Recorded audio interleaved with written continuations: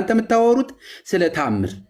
እኔ ጠየቅሁ፣ እግዚአብሔር ይቅርታ ማድረግ ይችላል ወይ ለሰይጣን? አሁን ለሱ ጥያቄ እኮ ነው መልስ የሰጠው። አሁንም እኮ ያልነገሩማ እሱ እኮ የሚያወሩት እኮ አራውንድ ዘቡሽ ያደረጉት እኮ እሱን ሰይጣንን ይቅርታ ማድረግ ይችላል ወይ? እግዚአብሔር ያውቃል። ይችላል። ቆይ ይችላል አይችልም? በእግዚአብሔር ተወውና አድምጥ እንጂ እንዴ። አሁን የማብራሪያ ሰዓት አይደለም። ጥያቄ ልጠይቅ ነው ያልኩት። ማብራሪያ ያደረጉት ነው። አንዴ ልጨርስና እዛ በኋላ እሱ እንትን ይበሉ። አሁን እኔ አልሰማህም። አድምጠኝ ምጅምርና ከዛ ትናገራለህ። አሁን ተሜ ሲያወራ እኮ በነበረው እሱ አዳምጥ። ቆይ አንተ ጠያቂ ነህ፣ እኔ ማብራሪያ ሰጭ ነኝ። ለጥያቄ ደግሞ መልስ ሲሰጥ ካልገባህ እኮ እየተወያየን አይደለም። ውይይት አይደለም። እኔ ልወያይ አይደለም የገባሁት፣ ውይይት ሳይሆን ጥያቄ አለኝ እኔ ያልከኝ። እሺ ጥያቄ እንትን አላሉልኝም። ያነሱት እኔ ያልጠየቅኩትና ያወሩት እኔ የጠየቅኩት ሌላ፣ እሱ ያወሩት ሌላ። አዳምጥ እና ሰምተህ መልሳ። ሳትሰማ በየት አድርገህ ትመልሳለህ? ጨርሼ ነው እኮ አሁን ልግባ ስል አላስገባም ብላ አሁን ተሜ ገባ። እኔ አድሬስ ያላረጉትን ጥያቄ መልሼ የጠየቅኩት አሁን አንደኛ። አሁን አንተ ጋር ግን መግባባት ምንችለው በምንድን? በሚገርመው ሁኔታ ካደር እየባሰ ነው የምትመጣ። ግርም ይለኛል። የሆነ ቀን የተግባባህ ትመስላለህ፣ የሆነ ቀን ደግሞ ተገልብጠህ ነው ማገኝ። እኔ ግራ ቢገባኝ ለመግባባት እኮ ማድመጥ በጣም ቀዳሚው ነው። ለምንድን ነው ማትመዘግብ ማታስቀም? እስክሪብቶ የለም እንዲ አጠገብ ስህተት የሆነውን አስቀምጠህ አሁን ያዳመጥኩት ብዙ ሰዓት አይደለም። አድምጥ። ምንድን ነው የሆነው? ሚውት አድርግና አድምጥ። እስክሪብቶ ያዝና መዝግብ። ስህተት የሆነውን ስህተት አንድ ስህተት ብለህ ሁለት ስህተት ሶስት ብለህ አስቀምጥ። እንግዲህ ሌላ ሰው አይግባ። እኔ ምንም ችግር የለም። አስቸጋሪ ነህ በጣም እግዚአብሔር በሚያውቅ ለመወያየት በጣም ከባድ ሰው። የሚገባውን ፓርት ላይ ቢመጣ ስማኝ። በእግዚአብሔር የምታምን ከሆነ በእግዚአብሔር ልጠይቅህ። አድምጥ። ይሄ ምን ኃጢአት አለው ብታደምጥ? ምላስም ጆሮም አንድ ላይ ሁለቱ ምን ይሰራል? ጆሮ ለግሉ ነው አይደል አገልግሎቱ። አድምጥበት። ኧረ ይቀጥሉ። ዝም ብለው እንደዚህ አይነት አናድርገው። ዝም ብለው ሀሳቡን ብቻ ይንገሩንና ችግር የለውም። እኔ በቃ እዛ ጓደኛ እንፈልግ እናውራ። ከኔ ጋር ዳግም እንዲሁም ውይይት አታውራ። አሁን አንተ እንዳትናገር እኔ ስላነሳው ገር ለክርስቲያኑ አብራራለሁ። ለአንተ አይደለም ማብራር። አንተ አነስታ ለሱ ማብራሪያ እሰጣለሁ። እኔ ጊዜ ሲሰጥ ማውራት ትችላለህ። አሁን ግን እኔ ጋር አታውራ። ውይይት እንዲሁም እዚህ በኋላ እኔ ጋር መወያየት አትችልም። እና ካልሆነማ በቃ ሌላ በቃ ጨርሰው። አሁን የኔ ተራ ነው። እኔ ማወራ ነኝ። ጥያቄ ጠይቀሃል። እውነት መስሏቸው እንዳይሄዱ ለልጆቻችን እናብራራለን። ጆሮ ላለው ውሸት ነው እንጂ ምን እውነት መስሏቸው እንዳይሄዱ ማለት እኔ እሱ እኮ የሚፈልጉት እውነት እንዳይመስላቸው ለልጆቻችን እናብራራለን። ዘመን ያስቆጠረ ማደንዘጃ ነገር ለምን ስለማንገፈው አንዳችን እናውራ። እሱን ወይኔን ፍቅድ መምህር ጥሩ አይደለም። ሲሶ ወይ እሱን ወይኔን ማስወገድ ትችላለህ። እሳቸው እኮ ጥያቄ ያለው ሰው ጥያቄ ብቻ ልቀበል ነው ያሉት። ሲጀመር ገድላት ተሳናት መወያያ አይደሉም። ጥያቄ ያለው ሰው ግን መጥቶ መጠየቅ ይችላል። ማከለ ከገባህ ዮናስ አዳምጠኝ። አሁን እሳቸው አንዴ ጣልቃ ልግባና ሲሲዬ እሱ ይጠይቅ እሳቸው ይመልሳሉ እኮ ነው የተባለው አይደል? እኔ ማኔጅ ላድርገው። አንዴ ቦርናጌን በድጋሚ መምህር ኤፍሬምን እንትን ልበላቸው አስቸግራቸው።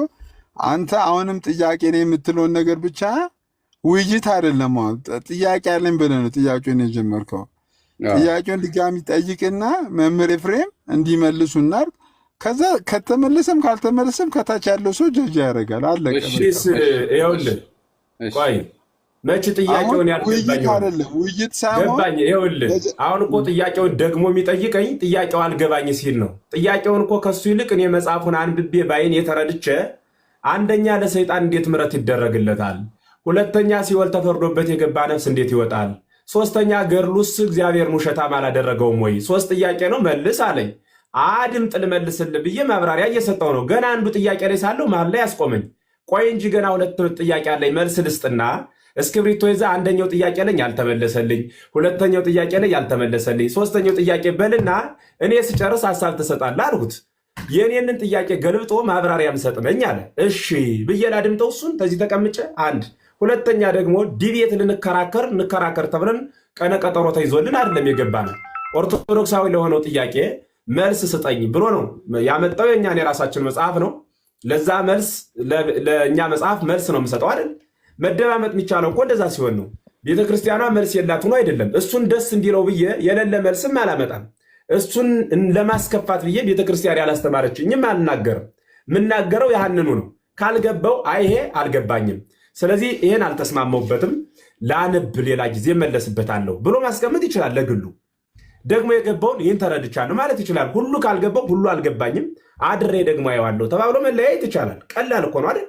ግን ስናገር በእያንዳንዱ ቦርናጌና በዚህ ተስማማ እንደዛ አይደለም ይላል።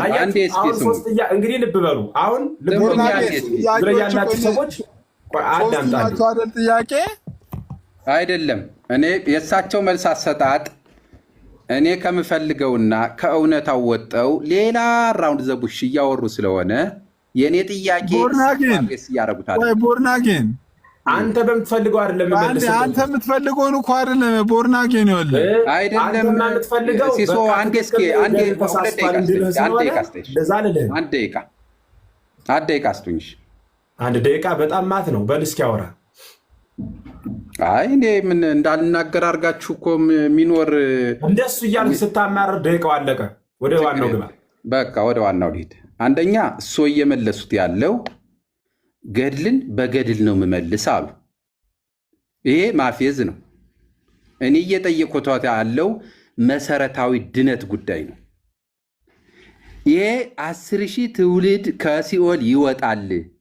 የእሳቸው መቃብር ላይ ሂዶ የተቀበረ 3,000 እስከ 10 ትውልድ ድረስ ይድናል። ክርስቶስ ስምራ መቃብር ላይ ሂዶ የተቀበረ ይሄ ውሸት ነው እንዲሉ ነው የምፈልግ። እሱ እድሜ ይስጥህ። በቃ አየህ፣ አሁን ትልቁን ግባ መጣው። አንድ ደቂቃህንም ጨርሰሃል። ትልቁን ግባ መጣው። ይቆዩ እንጂ እሱ ምን ነው አንዴ። ለምንድን ነው ግን እንደዚህ መሆን የፈለጉት? አልጨረስክም? አሁንም ቀጥል። አልጨረስኩኝም፣ ልጨርስ። ቀጥል።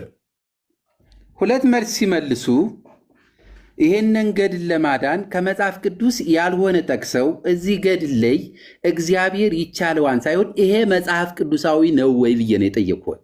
አዎ ነው። በመጽሐፍ ቅዱስ ዲያብሎስን ምሕረት ያደረገ አይደለም። እዛ በፊት ያለ እንዲያውም ያላነበቡት ስላለ ነው፣ ስለተውሁት ነው።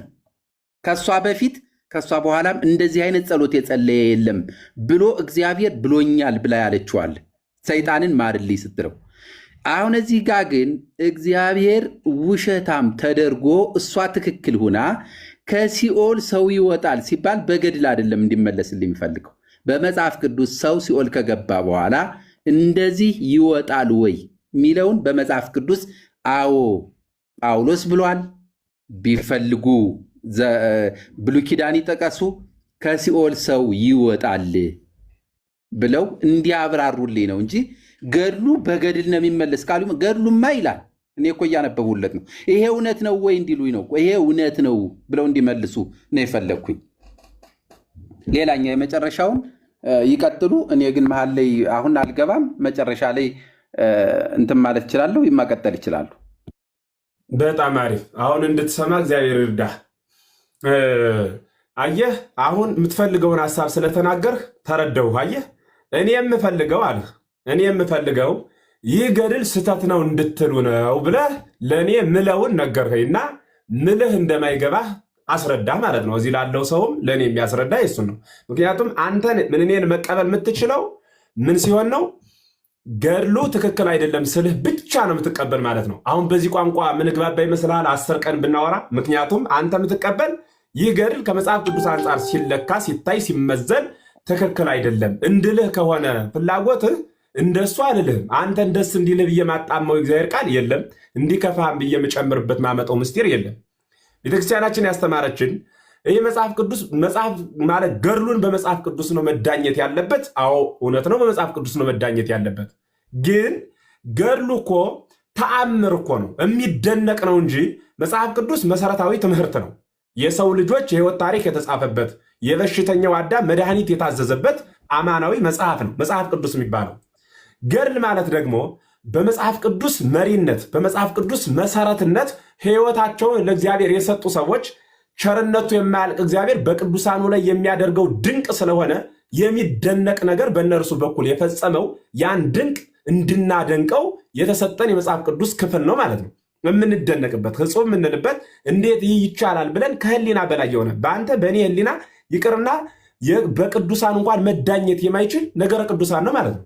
ምን ይዘው እሱን ምስጢር ነው እንጂ አሁን አንተ እንዳነሳኸው አይ ይሄ ገድልማ በዚህ ሂደት በዚህ ሐሳብ ልክ አይደለም ብለን የምንኮረኩመው የምናስተካክለው ገድል አይደለም። አሁን ወደ ጥያቄዎች እሄዳለሁ። መልስ ስለሌለ አይደለም ስላላስወራኸኝ ነው ቅድም የተውኳቸው። ወደ ጥያቄዎች ልሂድና ሁለተኛው ጥያቄ ነፍሳትን ከሲኦል ከገቡ በኋላ ማውጣት ይቻላል ወይ? ያስገባቸው እግዚአብሔር ነው፣ የሚያስወጣቸው እግዚአብሔር ነው። ለምን ካልኸኝ በሲኦል የነበረ ነፍሳት ይወጣል። 5500 ዘመን እኮ ሲኦል የነፍሳት መኖሪያ ነው የነበረች። ተበርብራለች። ጥንቱን ፈርዶ ያስገባ እግዚአብሔር ነው፣ ሰው በኃጢአቱ ቢገባም በኋላም ፈርዶ ራሱን ሰው አድርጎ ሰውቶ ሂዶ በአካለ ነፍስ መለኮትን ተዋህዶ ገነት የመለሳቸው ነፍሳትን ራሱ እግዚአብሔር ነው። ነፍስ ከሲኦል ከገባ በኋላ አይወጣም ወይ ለሚለው ይወጣል። እንዴት ባለ ነው የሚወጣ ካልከኝ አላውቀውም። ረቂቅ የመንፈስ ቅዱስ ግብር ነው። የሚያደርገው ራሱ እግዚአብሔር ነው። የሚያወጣ ራሱ እግዚአብሔር፣ የሚያስገባ ራሱ እግዚአብሔር ነው። እኔ በዚህ እደነቃለሁ እንጂ እንዴት ታስወጣለህ እንዴት ታስገባለህ ብዬ አልከሰው። የቀጠርሁት ዘበኛ አይደለም የፈጠረኝ አምላኬ ነው እንጂ ሐሳቡ እንደዛ ነው። የሚደነቅ ስለሆነ ለክርስቶስ ሰምራ እንዴት ሰጣት? ሂድና ቀማት ነው መልሱ። ራሱ ነው የሰጣት ባለቤቱ። ምን ታደርጋለህ? ሰጣት ተብሎ በገድል ተጽፎ አግኝተናል። ይሄ እንዴት እግዚአብሔር በቅዱሳኑ ላይ ታምር ነገር ያደርጋል ካልከኝ መንክር እግዚአብሔር በላይ ለቅዱሳኑ እግዚአብሔር በቅዱሳኑ ላይ የሚያደርገው የሚደነቅ ህጹብ የሚባል ነው ተብሎ በመጽሐፍ ተጽፏል። ለቅዱሳኑ የሚሰጥበት ክብርና ጸጋው ስለማያልቅ ለዘላለም ይሰጣል ማለት ነው።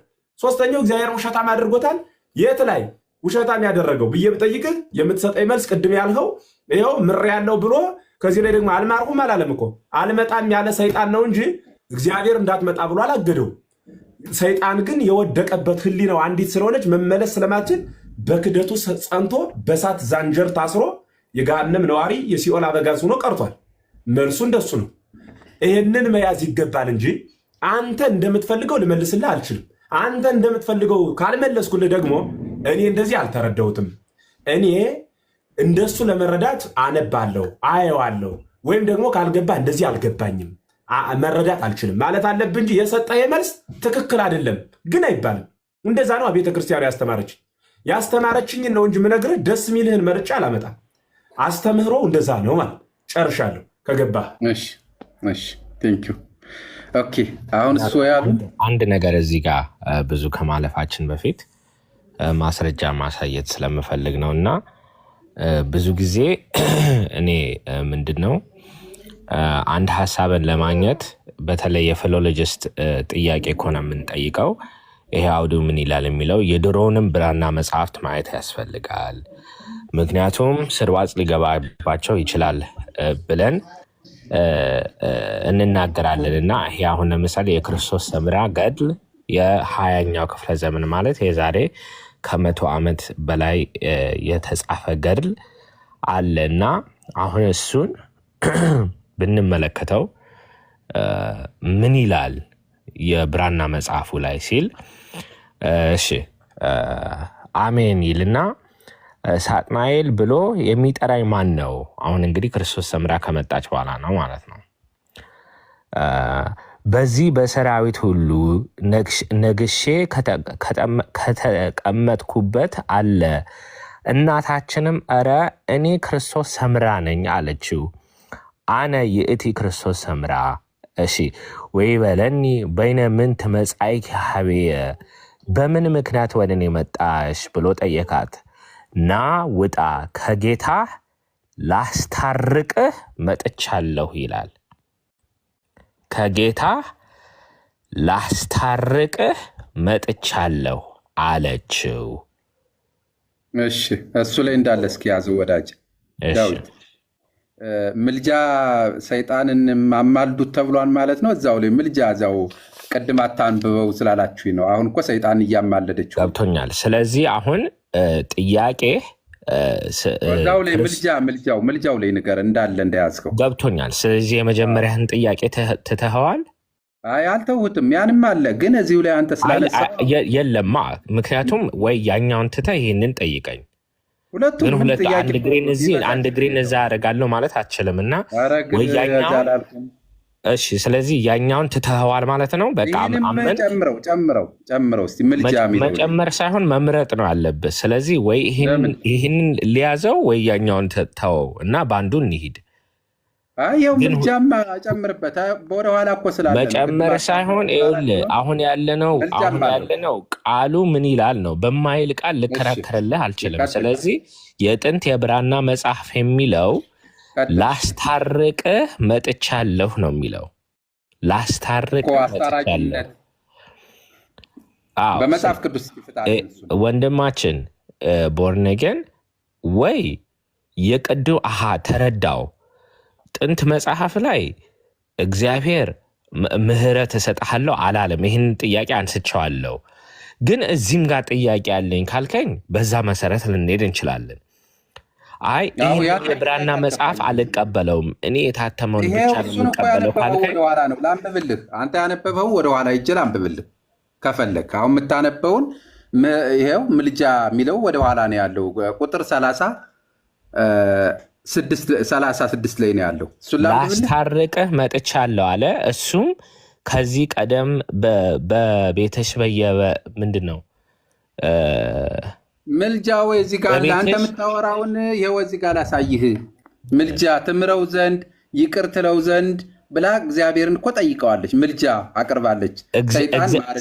እግዚአብሔርን እየጠየቀችው አይደለም፣ ሰይጣን ጋር ነው ያለችው። ሰይጣን ጋር መታ ሰይጣን የመለሰላት መልስ ነው። ሰይጣን የመለሰለት ነው። የት ነው ሰፈሩ? የሰይጣን ሰፈሩ የት ነው? እሺ ይሄንን ተቀብለዋል። ይሄንን ተቀብለዋል። መጣሽ ያለው የት ነው ሰፈሩ?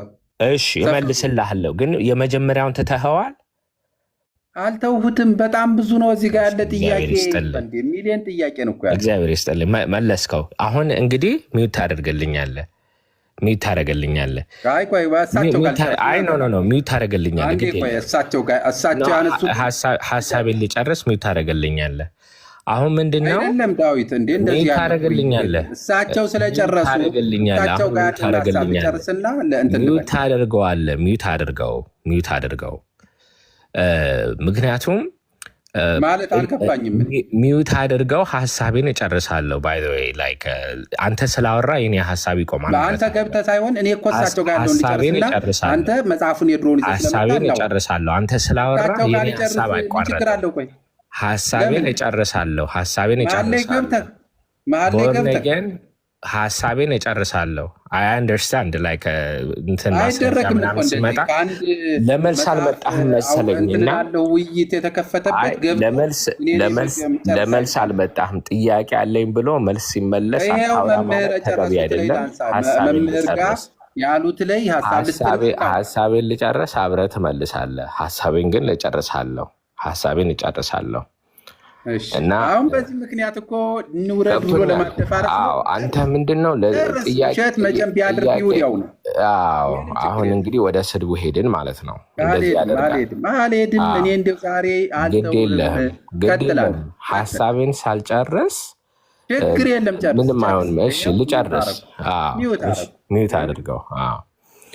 አሁን እንግዲህ ይሄ ሁሉ ምንድነው በብራና መጽሐፍ የጥንቱ ላይ ምን ይላል የሚለውን ስላሳየ ነው።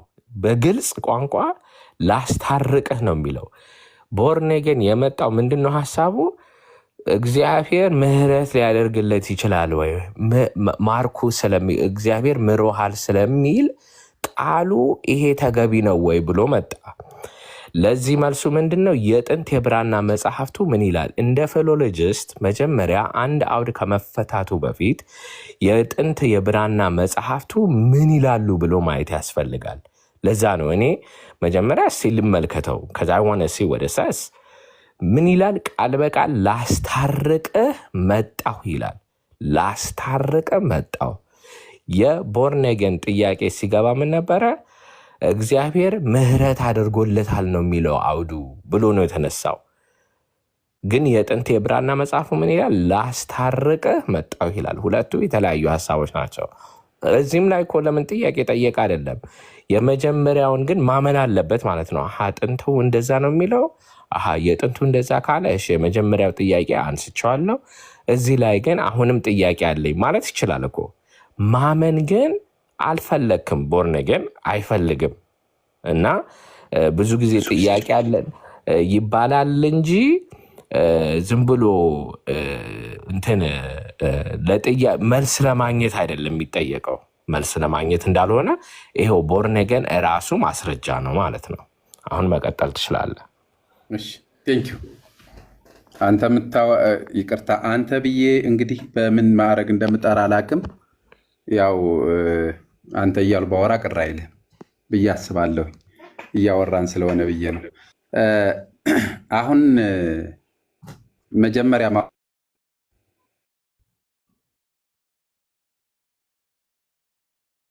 ማውራት እንፈልገው መለኩትኝ መምህር የገለጹበት መንገድ ታምር ነው ብለው ታምሩ ከሲኦል ታወጣለች ብሎ ካለ ቀበላለሁ አሉ።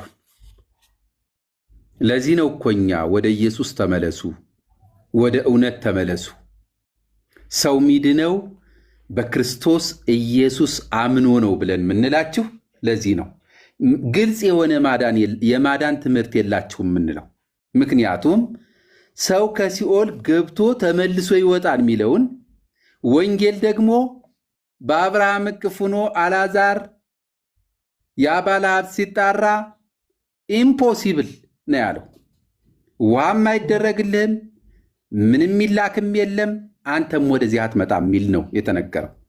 እዚህ ጋር ግን አይደለም እንደዚህ ያለ ከሲኦል 10,000 ሰው ይወጣል ብሎ ማስተማር ከወንጌል ሰውን ማራቅ ነው። ይሄ በየወሩ ግንቦት ወር ላይ ይነበባል።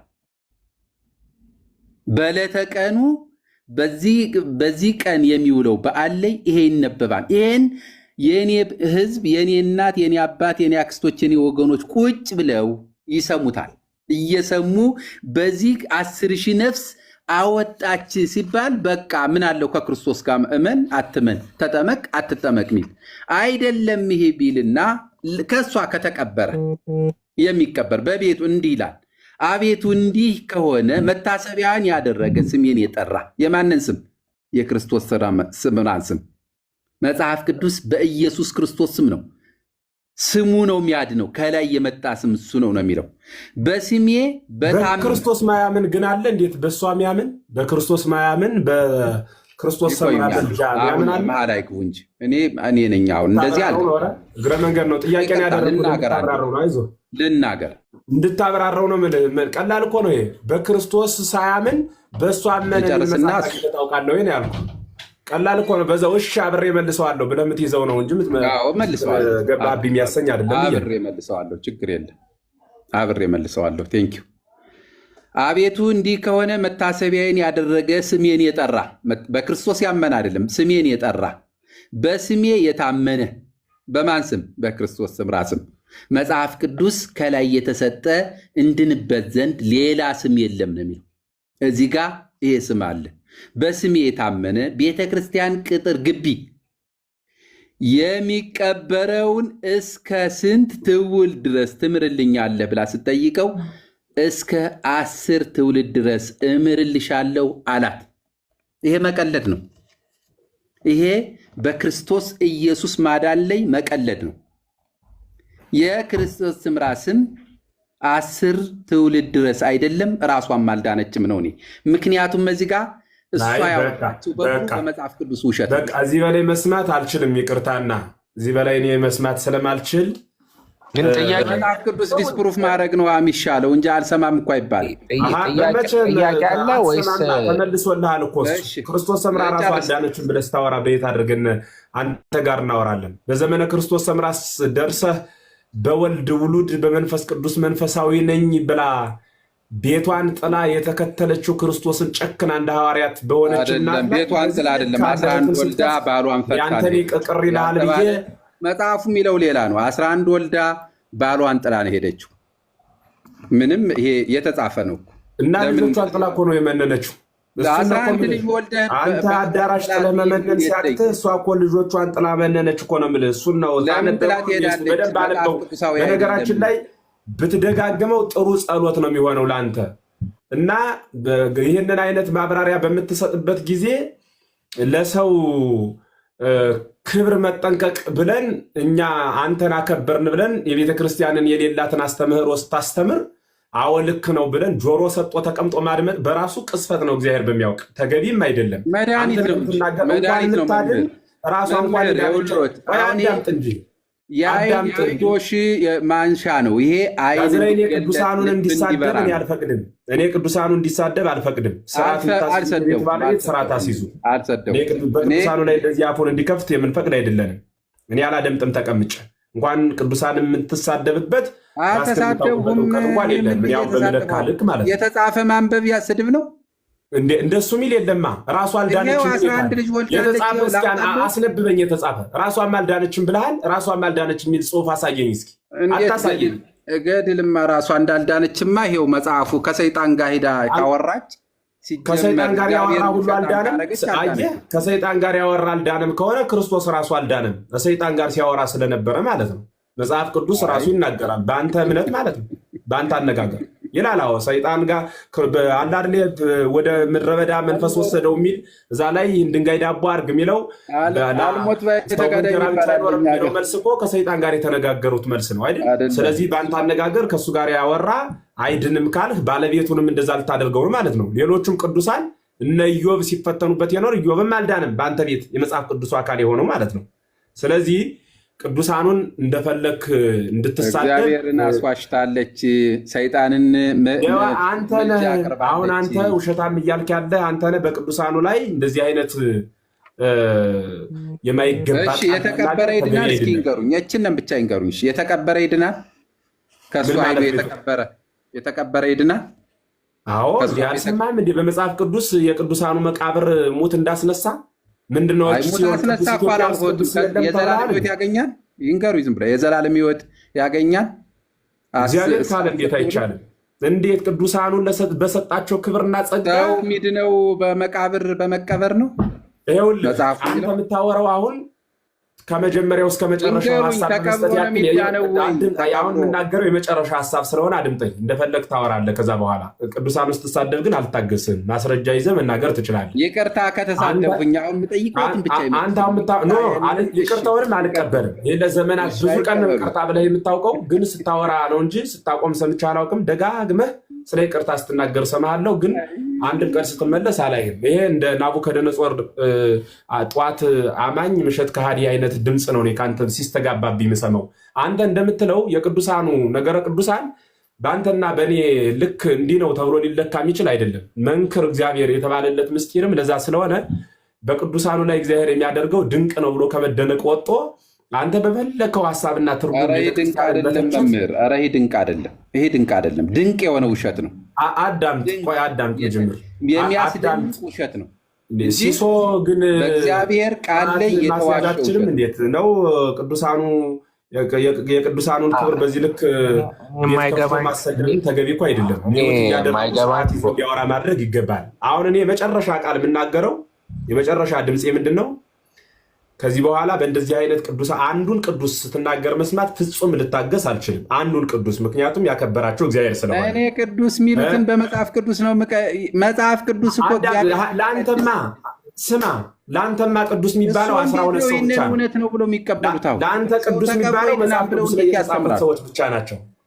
አይደለም እሱ የቤተክርስቲያን መሪ ኖት። እንዴት ሰው ተቀብሮ ይድናን ብለው ሲባል ይሄን እንኳ እስኪ ተወው ይላሉ እንጂ እንዴት ምእመነ ላይ ሆኖ እየሰማው ተቀብሮ ይድናን ብለው ይላሉ? መጽሐፍ ቅዱስ ሰው መጽሐፍ ቅዱስ ነው ራሱ የሚነግረን እኮ መጽሐፍ ቅዱስ ነው ራሱ የሚያስረዳን። መጽሐፍ ቅዱሱ በመጽሐፍ ቅዱስ ውስጥ የቅዱሱ አጽም ባረፈበት ሄዶ የተቀበረ ሰው ተነስቶ ሄዷል ብሎ የነገረን እኮ መጽሐፍ ቅዱስ ነው። ምንድነው አሁን በፕሮቴስታንት እምነት ውስጥ ሰምተውኛል? አዳምጥ ቆይ። በፕሮቴስታንት የእናንተ አስተምህሮ ምንድነው የምታምኑት? የእናንተ ቅዱሳን መጽሐፍ ቅዱስ ላይ ብቻ የተጻፉት ናቸው። የእኛ ቅዱሳን ደግሞ መጽሐፍ ቅዱስ ላይ የተጻፉ በዘመኑ የነበሩት ቅዱስ ናቸው እንጂ ከነሱ ቀጥለው የተነሱ ቅዱሳን ደግሞ መጽሐፍ ቅዱስ ላይ የወሰነ በጥራዝ እንደ አለ ይሁን አንድ ተማሪ እያስተማር 7 ተማሪ ሲመጣል 7 8 ሲመጣ 8 እንደምትለው መጽሐፍ ቅዱስ ላይ አንድ ቅዱስ ስናገኝ እየወሰድን ደግሞ በዚህ በዮሐንስ ራእይ እየገለበጥን ዛሬ አንድ ቅዱስ ሆኗል። ደግሞ አሁን ሲመጣ ደግሞ ይበዛው እየጨመርን ወረቀት መጽሐፍ ቅዱስ እንደዛ ብናሳክረው ተራራ ነው የሚያክለው። ለግላቸው ነው። ሁለታችሁም ሚውት አድርጉትና አንድ ሚውት ሳይሆን ዝም እላለሁ እንኳን ሚውት አድርጉ ላይ ዝም እላለሁ። ግን ሲሶ ለአንተ መልእክት የምሰጥህ ምንድን ነው? እንደዚህ አይነት ቅዱሳንን የሚሳደብ አካል ስርዓት አንዴ መምህርዬ 3 ደቂቃ ማጠቃለያ ስጡና ኦልሬዲ ግዴታ ያው መስማማት የለባችሁም ብዬ አስባለሁ። የተለያየ ቤተ እምነት ላይ ነው ያላችሁት። ቦርናጌን በተነሳው ርዕሰ ጉዳይ ላይ 3 ደቂቃ ሀሳብ ትሰጣለህ። ከዛ መምህር ኤፍሬም ማጠቃለያ 3 ደቂቃ ይሰጣሉ። ከዛ ሌላ ፍቅር ለምሳሌ አለ ጥያቄ ካለው የሚመልስለት ሌላ ወንድሞች ካሉ ከሱ ጋር ትቀጥላላችሁ። ግን አሁን ቦርናጌን 3 ደቂቃ ከዛ መምህር ኤፍሬም 3 ደቂቃ ማጠቃለያ ይሰጣሉ። ቦርናጌን ቀጥል። እሺ እኔም እፈልጋለሁ ሲሶ እኔም 3 ደቂቃ እፈልጋለሁ። እሺ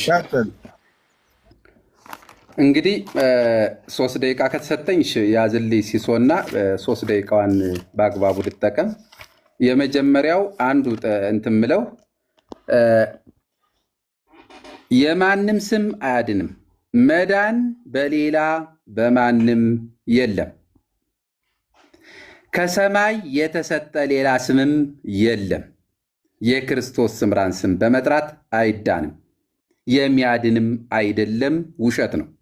ምክንያቱም መጽሐፍ ቅዱስ ሌላ የለም ዘኦንሊ ነው የሚለው። ከሰማይ የተሰጠ ስም እሱ ነው። የእሷን ስም ጠርቼ እድናለሁ ብሎ የሚል ይሄ ማደንዘዣ ትምህርት ነው። ሐሰተኛ በወንጌል ላይ የተሰራ ደባ ነው ብዬ እለዋለሁ። ሌላኛው ይሄ ገድል ሐሰተኛ ገድል ነው፣ እግዚአብሔርን ያስዋሻል። ሁለተኛው ሰይጣንን ለመማለድ ያለች ሴት ናት።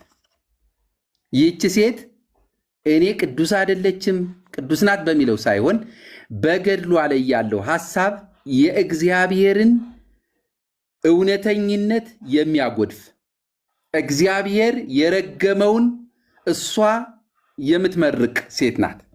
ምክንያቱም በዚህ ላይ ይቅርታ አቅርብለት ብላ ምልጃ አቅርባለች ይላል ቁጥር 36 ላይ። ቅድም ወንድሜ ዳዊት ሲያወራ ይቅርታ ተጠይቋን ብሎ ያለው 36 ቁጥር ላይ ነው ያለው። ምንድነው? በዚህን ጊዜ አቤቱ ፈጣሪ ፈቃድህ ቢሆን የአዳም ልጆችን ከስቃይ ከኩነኔ ይድኑ ዘንድ ዲያብሎስን ይቅርታ ትለው ዘንድ ይቅርታ ወይም ትምረው ዘንድ እለምንሃለሁ ብላ ምልጃ አቅርባለች።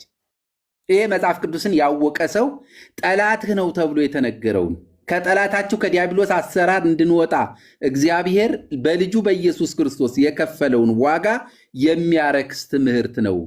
ሌላኛው ከዚሁ ላይ ሰው ከሲኦል ከገባ በኋላ ይወጣል ብሎ ማለት ሰው አሁን በሕይወት እያለ በወንጌል ድኖ እንዳይሞት ለማድረግ የታሰበ ሴራ ነው። ይሄ ስውር እጅ ያለው ዲያብሎስ ያጻፈው መጽሐፍ ነው። ሰው ከሞትኩኝ በኋላ በንተና ዝክርና አሻሮ ቆሎ ቆልቼ ጠላና ረቂ አቅርቤ እድናለሁ ብሎ ዛሬ ሳይቁሞ ንስሐ ሳይገባ ከሞተ በኋላ ከሲኦል እወጣለሁ ብሎ ተስፋ እንዲያደርግ ስሟን የመጥራትና በእሷ እንዲቀበሩ የማድረግ አባዜ ነው። እንዲያውም ወደ መጨረሻው ሲናገር በጣም አስቀያሚ ትምህርት ያለበት ነው።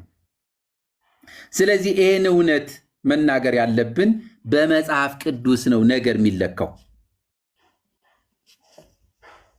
ቦርናጌን ጨርሳል። ዲያቆን ኤፍሬም አሁን ቦርናጌ ሚውታር ዲያቆን ኤፍሬም መቀጠል ይችላል ነው።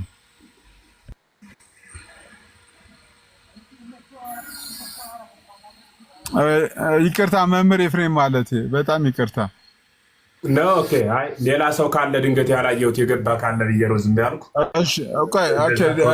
እሺ ዳዊት 3 ደቂቃውን ይጠቀምና ቀጥሎ እርሶ እንትን ይላሉ። እሺ ይቅርታ። እሺ በድጋሚ እንግዲህ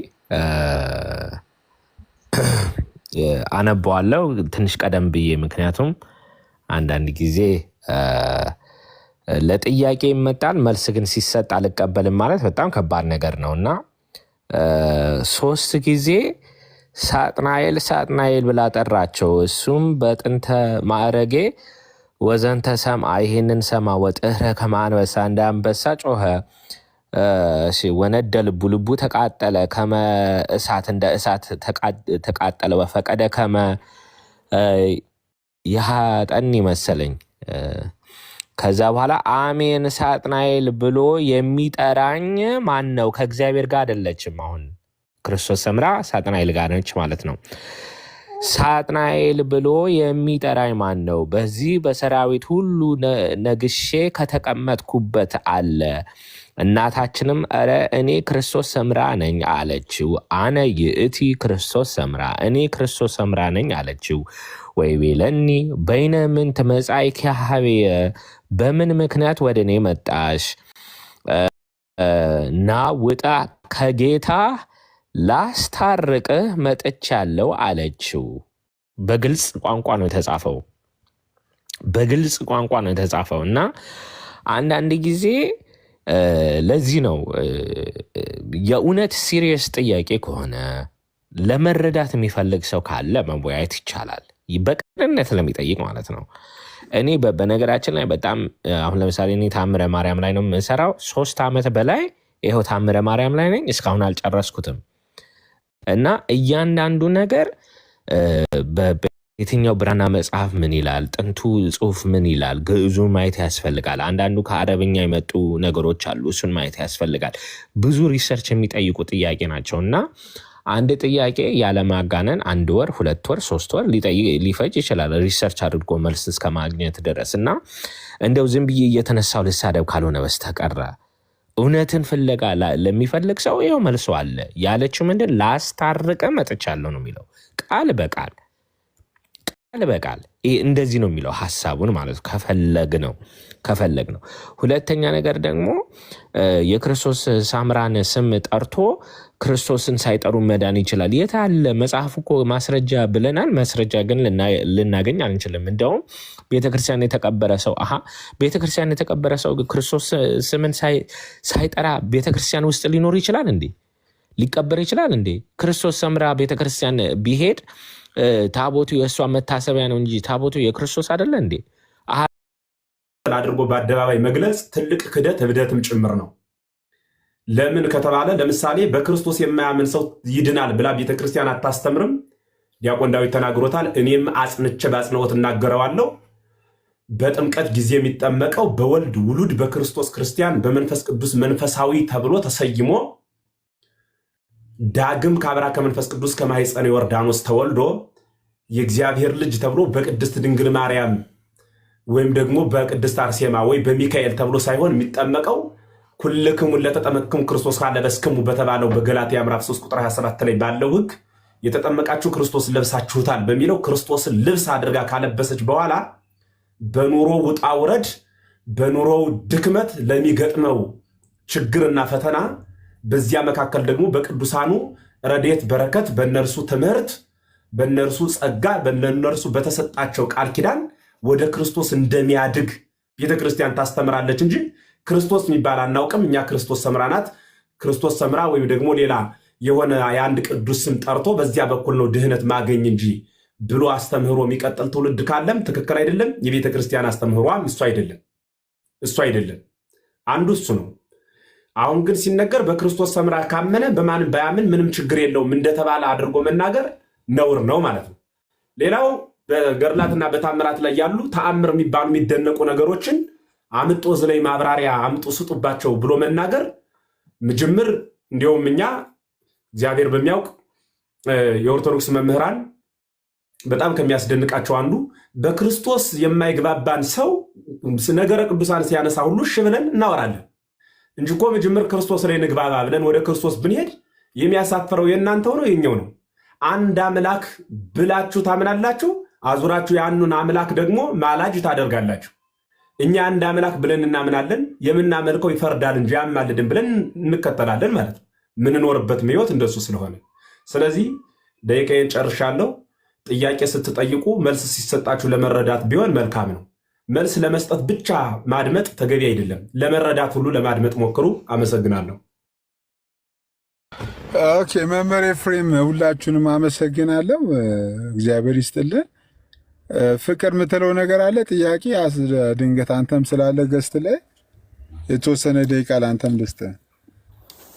ያ ቴንክ ዩ ሲሶ። እኔ እንኳን ያው ብዙ አላደክማችሁም፣ ግን 3 ጥያቄዎች አሉኝ።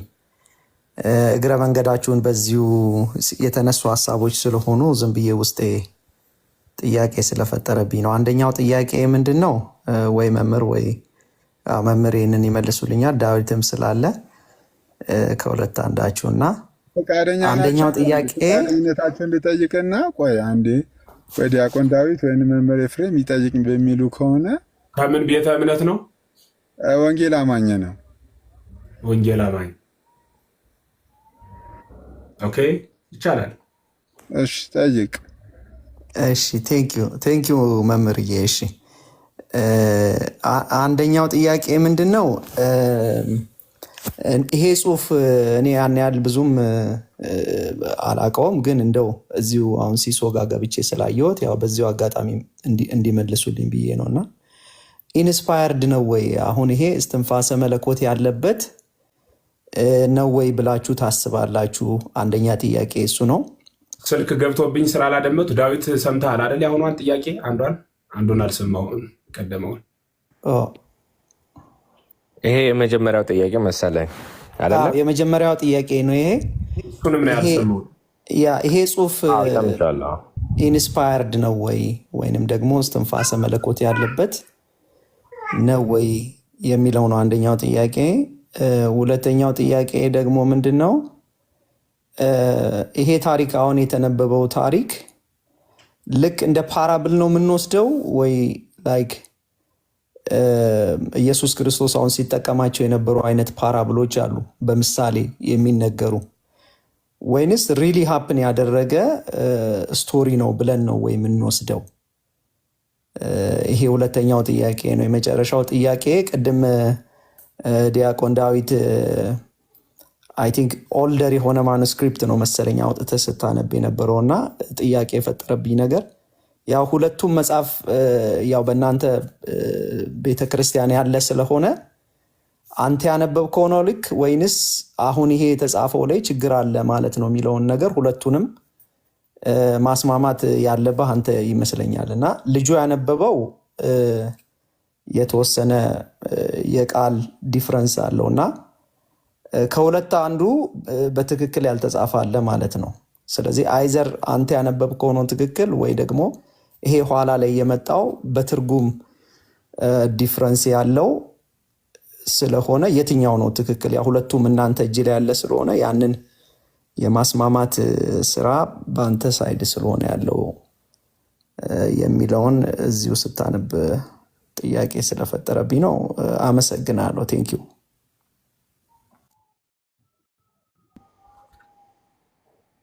ከይቅርታ ጋር ፍቅር ማንን ነው አንተ ስትል የነበረው? ፍቅር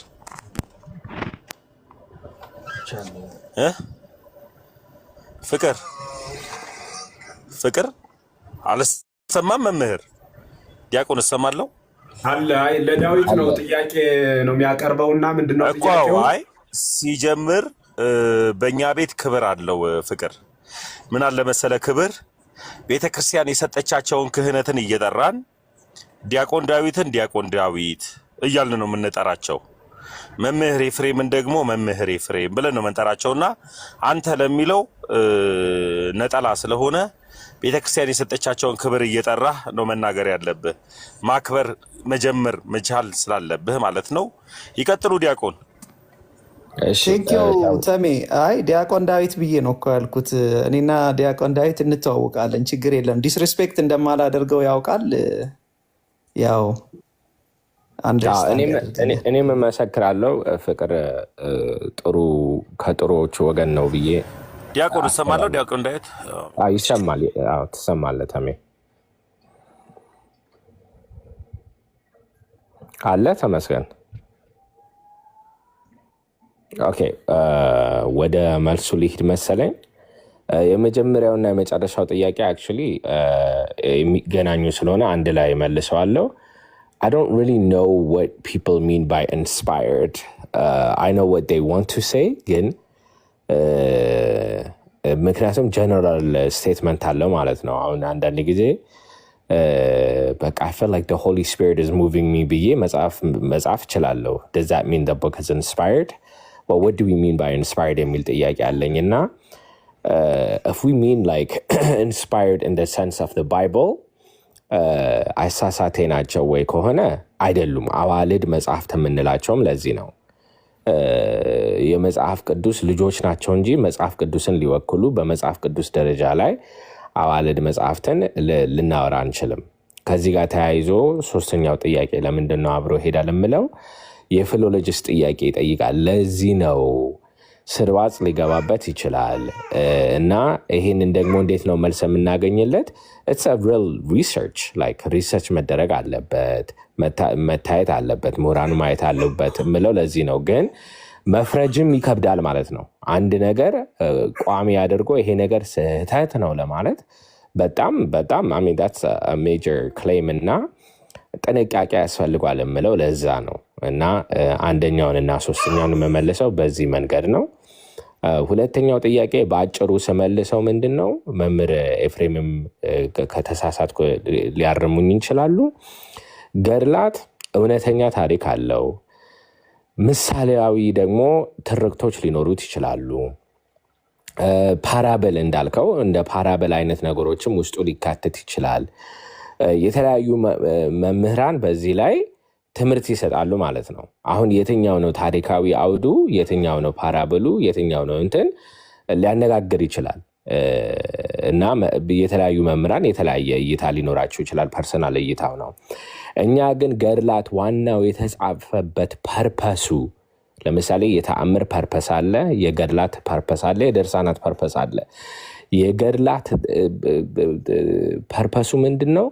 የዛ ሰውን ተጋድሎ ማሳየት ነው እንጂ ለዚህ ነው ቅድምም ፕሬስ ያደረግኩት የገድላት ዋናው ሀሳብ ትምህርተ ሃይማኖትን ሊያስተምርህ አይደለም። ቁጭ ብሎ ዳስናት ፐርፐስ የገድል ፐርፐስ ሚስጥረ ሥላሴን ሊያስተምርህ አይደለም፣ ወይ ወንጌልን ቁጭ ብሎ ሊያስተምርህ ሳይሆን ወንጌልን ሊያሳይህ ነው። ወንጌልን የኖሩት ሰዎች ሊያሳዩ ነው። ክርስቶስ ሰምራ እንዴት ለማስታረቅ የሄደችበት ጫፍ ድረስን ሊያሳይህ ነው እዛ ጋር ገድሎ የተጻፈ ማለት ነው እንጂ ትምህርተ ሃይማኖትን፣ ሚስጥረ ሥጋዌን፣ ሚስጥረ ሥላሴን፣ ሚስጥረ ጥምቀትን ሊያስተምርህ አይደለም። ለዚህ ነው የትምህርት የሃይማኖት ክርክር አይሆኑም የምንለው ፈርተነው አፍረንበት ምናምን አይደለም።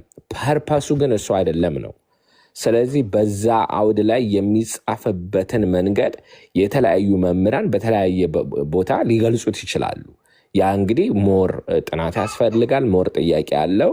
እውነቱን ለመናገር እኔ በእኔ አቅም ይሄ አውድ እንደዚህ ነው ብዬ የምፈታበት ደረጃ ላይ አይደለሁም እኔ በራሴ ማለት ነው። ግን እንደዚህ እየተባለ ይፈታል አለ። ፓራበሎችም አሉ፣ ታሪክም አሉ፣ ሜታፎሪክ አሉ፣ ቅኔያዊ አካሄድና አጻፎች አሉ ገድላት ላይ። ይህንን ሁሉ መለየት ያስፈልጋል። የትኞቹ ናቸው ምን የሚባለው እንዳልኩ ሞር ጥናት ላይ ያስፈልግ ይችላል፣ ሞር ጥያቄ ሊጠየቅ ይችላል። ግን በጣም ጥሩ ጥያቄ ነው እላለሁ። ምናልባት የጎደለ ካለ መምህር ኤፍሬም እዚህ ላይ ይጨምራሉ።